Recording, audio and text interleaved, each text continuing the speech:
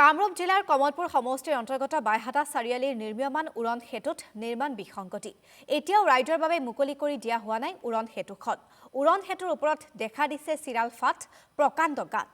নিৰ্মাণকাৰী সংস্থা নিৰ্মল infra private লিমিটেডৰ বিৰুদ্ধে ৰাইজৰ প্ৰচণ্ড ক্ষোভ। নিৰ্মাণকাৰী প্ৰতিষ্ঠানটোৰ বিৰুদ্ধে নিম্নমানৰ কাম কৰাৰ অভিযোগ।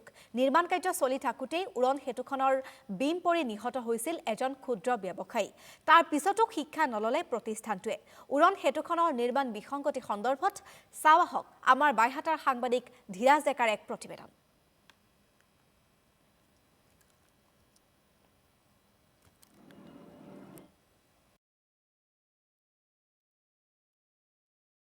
হয়, মই বৰ্তমান উপস্থিত আছোঁ কামৰূপ জিলাৰ কমলপুৰ বিধানসভা সমষ্টিৰ বাইহাটা চাৰিআলিত। আৰু বাইহাটা চাৰিআলিত যি নিৰ্মাণ হৈ উঠা এখন উৰণীয়া সেতু, আৰু এই নিৰ্মাণ হৈ উঠিছে কিন্তু সঁচা।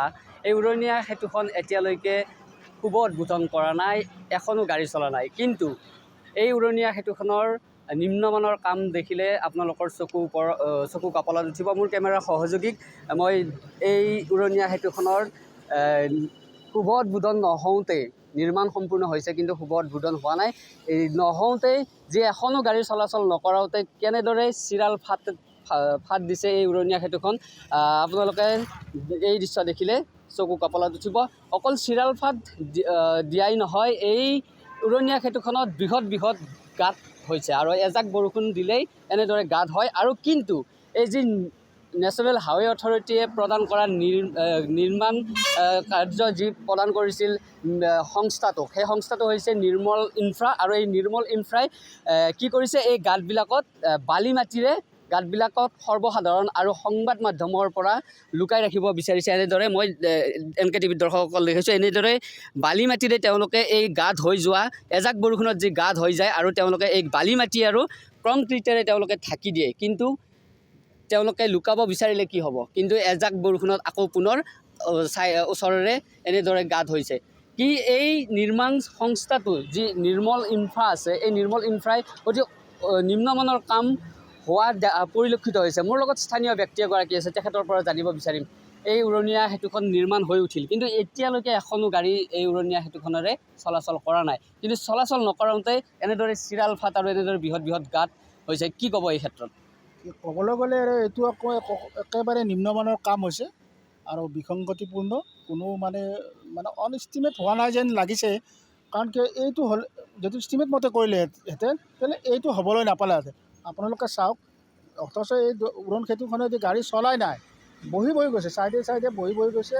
বহি যোৱাৰ কাৰণে এনেকুৱা ফাট মেলিছে, ফাট মেলি যোৱা ঠায়ে ঠায়ে আপোনাৰ পানীটো নিগৰি তলত পৰিছে।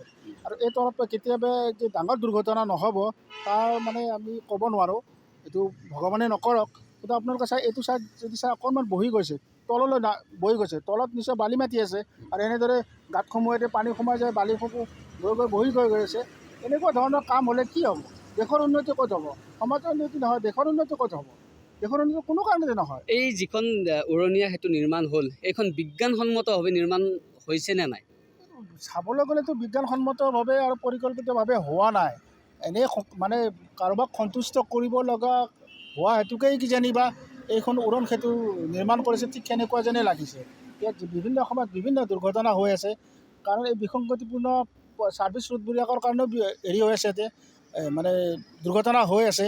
তাৰো কোনো নাই, সমস্যা সমাধান কৰাৰ ক্ষেত্ৰত কোনো গুৰুত্বই নাই। আৰু এনেদৰে যি বনাইছে আৰু কি গুৰুত্ব থাকিব? যদি ৰাষ্ট্ৰীয় ঘাইপথ প্ৰাধিকৰণৰ তলত যিখিনি নিৰ্মাণকাৰী সংস্থা আছে, তেখেতসকলৰ ওপৰত কি ব্যৱস্থা লৈছে আমিতো সৰ্বসাধাৰণে গম নাপাওঁ। কেনেকুৱা ধৰণৰ কাম চলি আছে আৰু নিশ্চিতভাৱে ক'ব লাগিব যি নেশ্যনেল হাইৱে অথৰিটি আছে, আৰু এই নেশ্যনেল হাইৱে অথৰিটিয়ে এই উৰণীয়া সেতুখন নিৰ্মাণ কৰিবৰ